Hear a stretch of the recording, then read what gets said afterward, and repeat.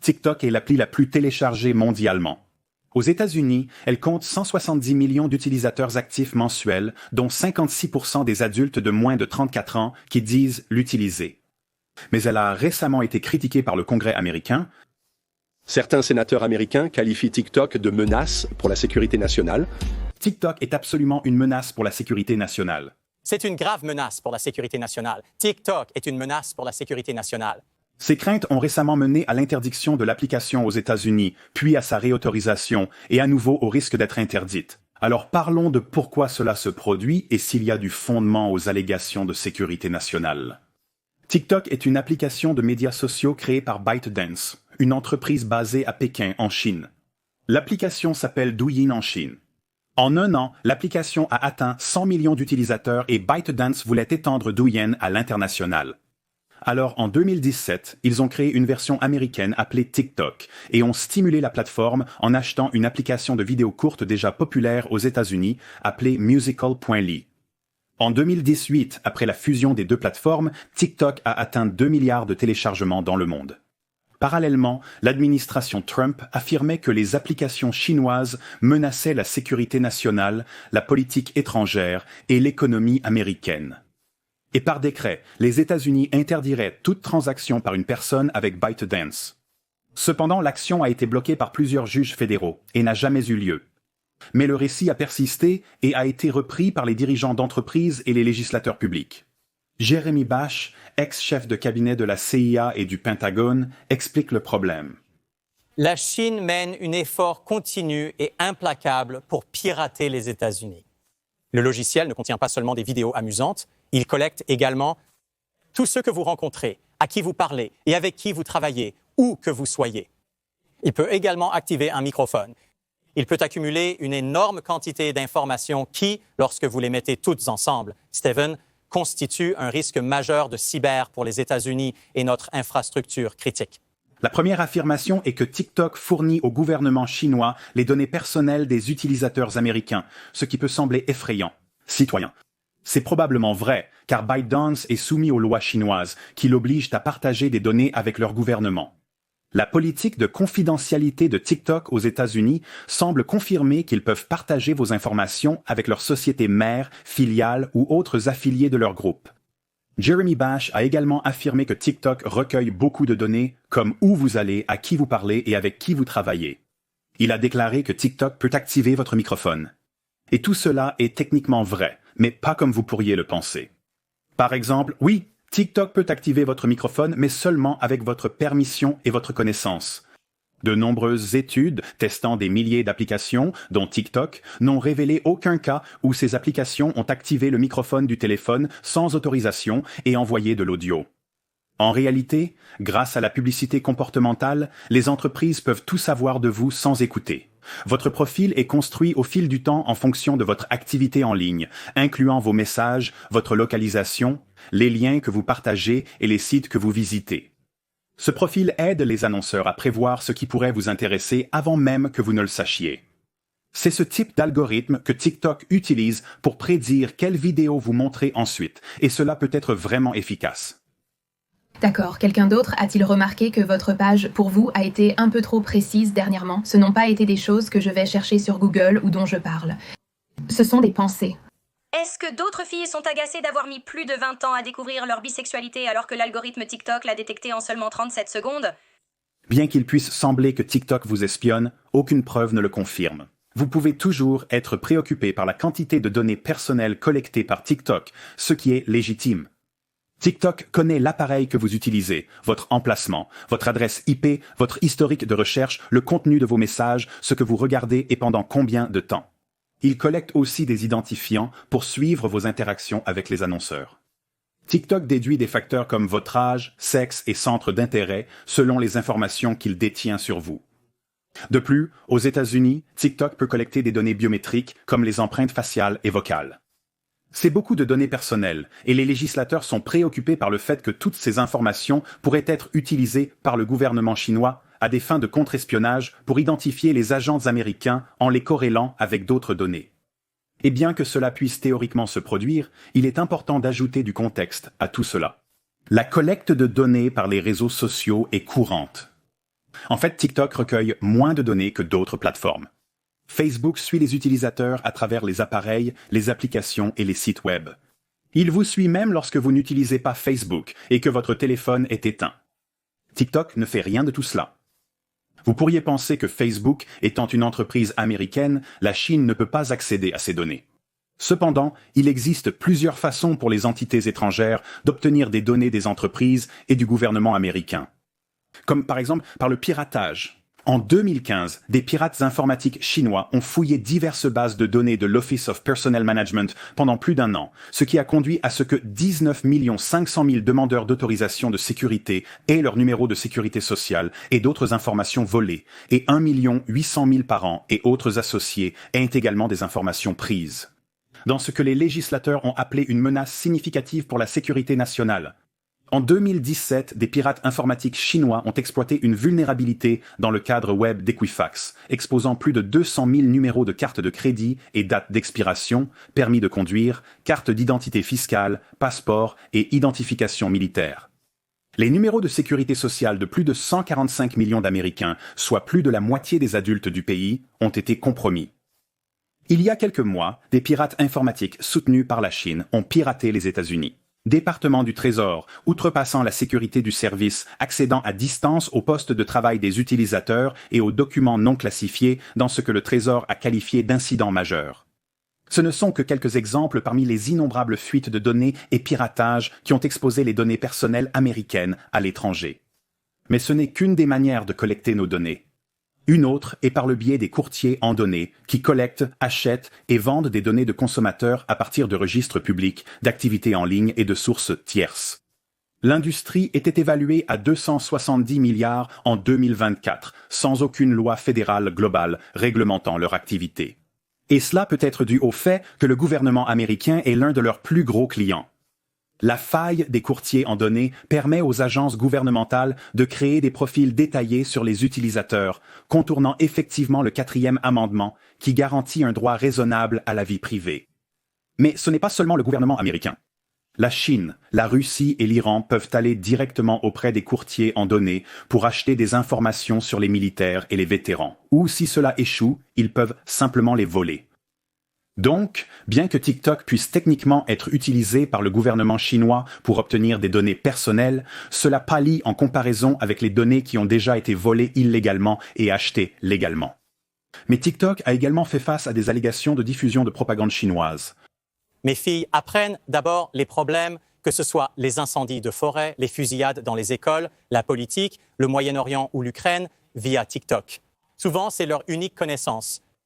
Donc, s'il y avait une crise géopolitique et que la Chine voulait utiliser son algorithme pour faire avancer certaines narrations, certaines informations, certaines propagandes, si nous étions, Dieu nous en préserve, en guerre avec la Chine, ce serait la mère de toutes les plateformes de propagande que la Chine pourrait utiliser.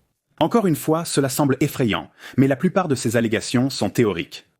Il y a eu quelques études qui ont tenté de mesurer la quantité d'anti-Chine par rapport à pro-Chine sur différentes plateformes de médias sociaux et ont constaté que bien qu'il n'y ait pas de différence claire et constante entre TikTok et les autres plateformes en ce qui concerne le contenu pro-Chine ou neutre, il y avait cependant constamment moins de contenu anti-Chine sur TikTok. Mais moins ne signifie pas la même chose que rien. De plus, la méthode utilisée pour trouver ces vidéos était discutable. Les données ont été collectées en tapant un terme dans le champ de recherche et en cliquant sur la première vidéo qui apparaissait, puis en parcourant chaque vidéo suivante, en enregistrant chacune d'elles.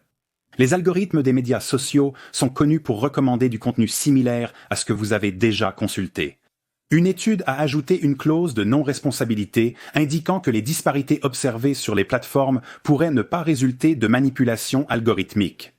Il est possible que les différences de contenu sur TikTok reflètent simplement les préférences d'une base d'utilisateurs plus encline vers le type de contenu que le Parti communiste chinois aimerait promouvoir. Il convient également de noter que tous les grands pays ont des opérations de propagande qui utilisent les médias sociaux pour diffuser leurs messages, y compris la Russie, l'Iran, la Chine et les États-Unis. De plus, le gouvernement chinois a été trouvé en train de diffuser des messages pro-Chine sur plus de 50 sites web, de Facebook et Instagram à YouTube, Twitter et Reddit. Et ce n'est pas comme si TikTok ignorait le problème. Rien qu'en février 2024, TikTok a supprimé 16 comptes basés en Chine qui promouvaient les politiques du Parti communiste chinois, ce qui est une pratique courante parmi toutes les entreprises de médias sociaux. Certains chercheurs ont même dit qu'ils n'ont pas vu une attention particulière portée à l'influence chinoise sur TikTok qui dépasse les autres plateformes populaires. Certains affirment que TikTok n'est pas pire que les autres plateformes actuellement, mais cela pourrait changer. Bien que cela soit aussi vrai techniquement, on pourrait dire la même chose de Facebook, Instagram, Twitter ou YouTube. Ce n'est pas TikTok qui a permis à la Russie d'influencer l'élection de 2016, mais Facebook. Et ce n'était pas TikTok qui a accueilli des nazis d'extrême droite sur leur plateforme, c'était Twitter.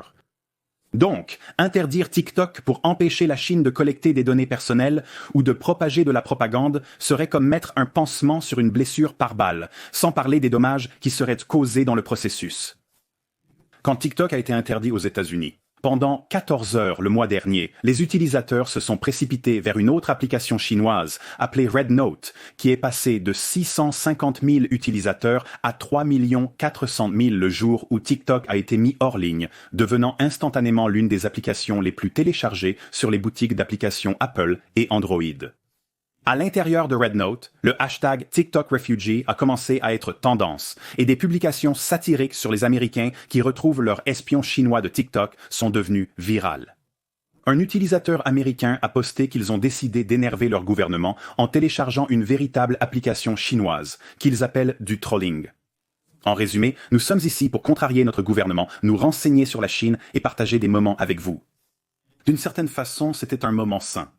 Avec des citoyens de deux pays très différents qui se rendent compte qu'ils ne sont pas aussi différents que leur gouvernement les ont amenés à le croire.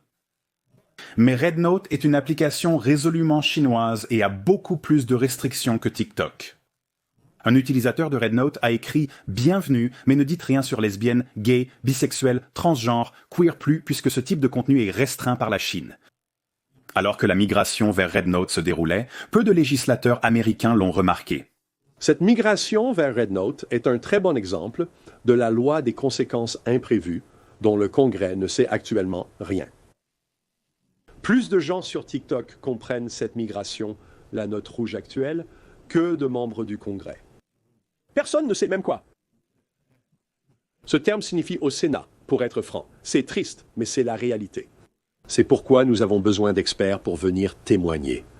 Donc, parce que nos représentants semblent désemparés, ils pourraient aggraver un risque pour la sécurité nationale en interdisant TikTok et en poussant les utilisateurs vers une véritable application chinoise qui n'a aucun lien avec l'Amérique et aucun intérêt à se conformer à la réglementation américaine. Car malgré ce que certains peuvent dire, TikTok a fait de véritables efforts pour se distancer de la Chine. Ils n'ont pas de siège social ou de bureau là-bas, personne dans leur conseil d'administration n'est chinois, avec 3 sur 5 qui sont en réalité américains, et ils ont commencé un effort appelé Projet Texas pour répondre aux préoccupations de sécurité en acheminant tous les États-Unis données des utilisateurs via Oracle, une entreprise technologique basée à Austin. Et ils sont en train de supprimer toutes les données des utilisateurs des serveurs non Oracle. Ce sont probablement plus de concessions que RedNote ne serait prête à faire.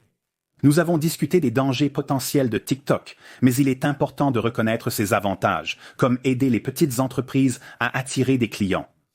De nombreux propriétaires de petites entreprises, dont TSB Baking, utilisent TikTok pour présenter leur société et leurs produits. Mais avec la possible disparition de TikTok, beaucoup s'inquiètent pour l'avenir de leur entreprise. Des gens à New York, en Australie, au Canada pouvaient me voir et devenir de véritables amis, venir me rendre visite et acheter des cookies. Garcia a également utilisé la plateforme et ses près de 200 000 abonnés pour promouvoir et stimuler d'autres entreprises dans la vallée. L'algorithme n'est pas le même qu'ailleurs. La possibilité de devenir viral, et je parle de millions de vues, est là pour chaque créateur. Pour une entreprise, c'est gratuit et on ne sait jamais qui on touche. Cela pourrait être votre prochain client. Ou aider les créateurs à sensibiliser le public sur des enjeux sociaux majeurs. Quand je fais des vidéos avec de jolies images et des animaux mignons et un message dramatique sur une application de médias sociaux qu'ils utilisent, ils deviennent intéressés par ce que je dis. C'est en fait à l'ancienne, dans le sens où vous devez divertir et engager les gens pour qu'ils prêtent attention à votre message. Et c'est ce que TikTok fait si magnifiquement. Si TikTok était interdit, des millions d'utilisateurs migreraient vers une appli chinoise plus menaçante, les petites entreprises perdraient une source de revenus cruciale et les créateurs de contenu TikTok se retrouveraient sans emploi. Tout cela pour tenter d'empêcher la Chine de poursuivre ses actions passées et futures avec ou sans TikTok. En fin de compte, si le gouvernement américain était sérieux au sujet de la protection de nos données personnelles et de notre protection contre la propagande, il créerait une réglementation de bon sens sur la vie privée qui est le seul moyen d'empêcher nos données d'être collectées, vendues ou volées. Mais encore une fois, cela désavantagerait le gouvernement, car le système actuel a permis au Federal Bureau of Investigation, au Secret Service et au département de la Défense d'acquérir des données de localisation de smartphones sans mandat, facilitant une surveillance gouvernementale sans entrave à une échelle massive qui aurait été inimaginable il y a quelques décennies. Donc, au lieu de protéger nos données, le gouvernement américain protège sa capacité à les acheter. Mais c'est une arme à double tranchant, permettant aussi au gouvernement étranger d'agir de même. Alors, où allons-nous à partir de là? Il existe des solutions qui pourraient satisfaire tout le monde. Des personnes comme Jaron Lanier, qui étudient l'impact social de la technologie, ont plaidé pour un concept appelé dignité des données, où les gens ordinaires profitent de leurs propres données, contrôlant comment elles sont utilisées et qui y a accès. Il explique comment les créateurs de données pourraient se syndiquer pour avoir plus de poids lors des négociations avec les grandes entreprises, stimulant ainsi le marché du travail, ce qui profiterait aux travailleurs et aux géants de la tech qui dépendent de données personnelles de qualité. Je pense que les discussions sur des solutions à long terme comme celle-ci sont bien plus utiles que d'interdire les applications chinoises et de créer plus de problèmes qu'elles n'en résolvent. Greg d'Apple Explained vous remercie d'avoir regardé jusqu'au bout. À la prochaine vidéo.